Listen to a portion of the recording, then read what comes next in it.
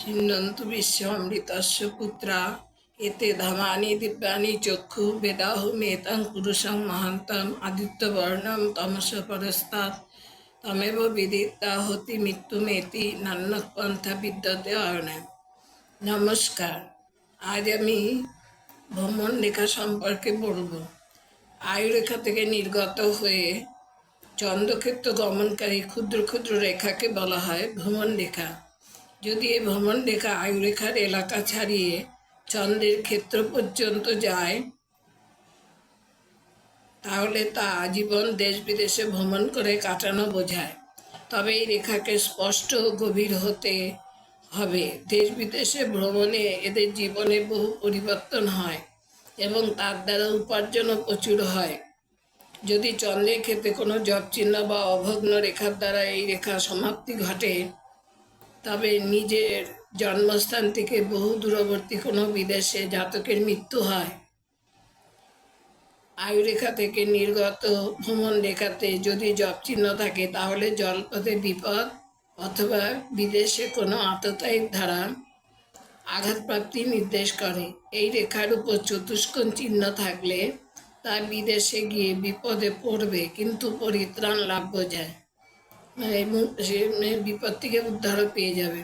এই রেখা চন্দ্রক্ষেত্রকে সম্পূর্ণ অতিক্রম করলে বা এতে বৃত্তচিহ্ন বা শাখাদি থাকলে ভ্রমণকালে জাতকের বিপদ বোঝায়, এমনকি মৃত্যুও বোঝায়।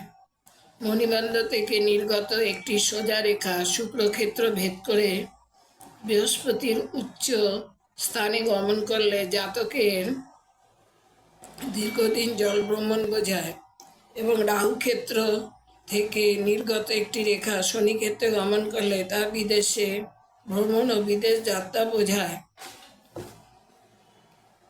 আর একটি রেখা বুধ ক্ষেত্রে সোজা গেলে বিপদ সত্ত্বেও আয় বৃদ্ধি হবে।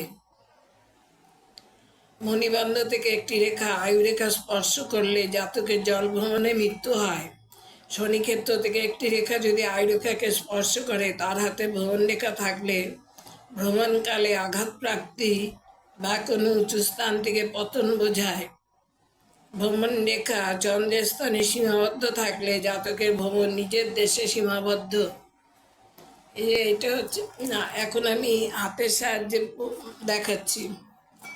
এই যে এটা হচ্ছে, এই যে এটা আয়ুরেখা, আয়ুরেখা থেকে একটা রেখা চন্দ্রস্থানে গেছে, এটা চন্দ্রস্থান, এটাই হচ্ছে ভ্রমণ রেখা।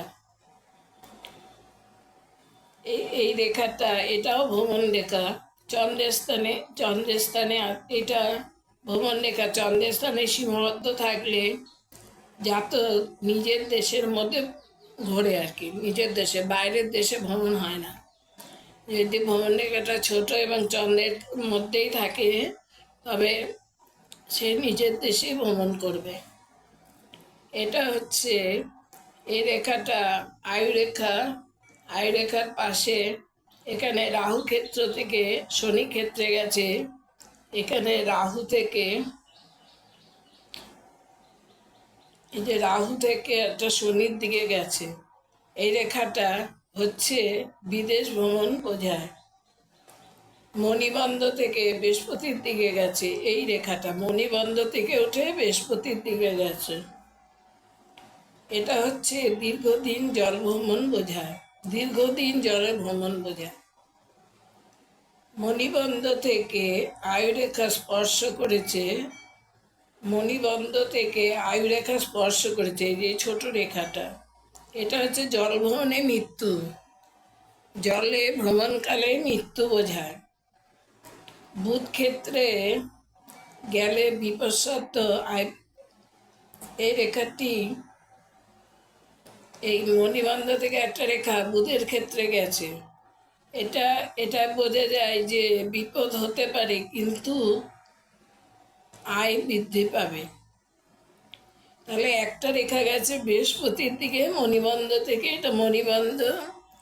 একটা রেখা আয়ুরেখাকে কেটে বৃহস্পতির দিকে গেছে, এটা হচ্ছে দীর্ঘদিন জলভ্রমণ বোঝায়। একটা রেখা বুধের দিকে গেছে, এটা হচ্ছে বিপদ হতে পারে কিন্তু আয় বৃদ্ধি বোঝায়।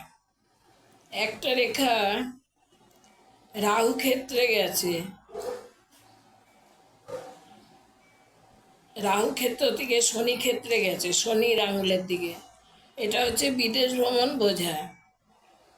আর মণিবন্ধ থেকে আয়ুরেখা স্পর্শ করেছে। এই যে মণিবন্ধ থেকে উঠে, মণিবন্ধ থেকে উঠে আয়ুরেখা স্পর্শ করেছে একটা রেখা, এটা হচ্ছে জলভ্রমণে মৃত্যু। মণিবন্ধ থেকে আয়ুরেখা স্পর্শ করেছে, এটা জলভ্রমণে মৃত্যু। এটা একটা এই এই হাতটায়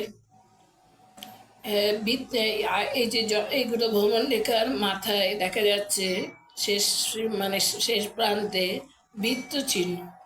এরকম বৃত্ত চিহ্ন থাকলে ভ্রমণ রেখা আয়ুরেখা থেকে উঠে এসছে এবং তার মাথায় মানে শেষ প্রান্তে বৃত্ত চিহ্ন।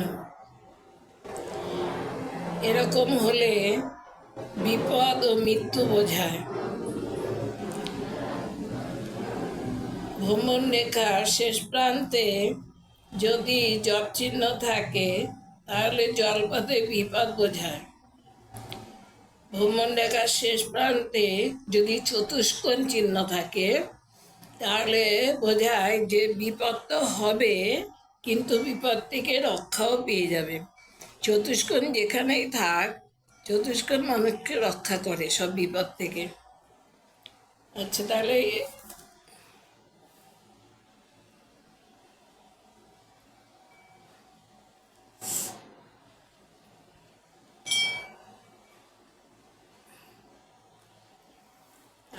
এটা হচ্ছে ভ্রমণ রেখা, আয়ুরেখা থেকে উঠেছে।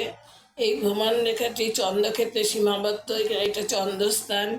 এটা হচ্ছে জলপথে ভ্রমণ, না দেশের মধ্যে ভ্রমণ বোঝায়। এটা হচ্ছে একটা বৃহস্পতির দিকে গেছে রেখা, মণিবন্ধ থেকে বৃহস্পতির দিকে গেছে। এটা বোঝায় দীর্ঘদিন জলভ্রমণ বোঝায়। একটা রাহু ক্ষেত্রে গেছে এইখান থেকে রাহুর স্থান থেকে, এটা রাহুর স্থান, এখান থেকে শনির আঙুলে দিয়ে গেছে। এটা বিদেশ ভ্রমণ বোঝায়। একটা মণিবন্ধ থেকে বুধের দিকে গেছে, এটা বিপদ হলো, ভ্রমণে বিপদ হলো আয় বৃদ্ধি পাবে।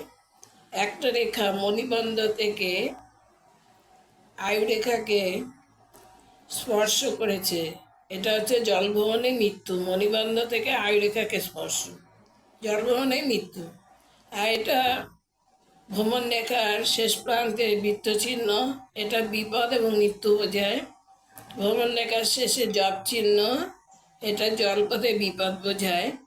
ভ্রমণ রেখার শেষে চতুষ্কোণ চিহ্ন, এটা বিপদে পড়বে কিন্তু পরিত্রাণও পাবে। আজ এই পর্যন্ত।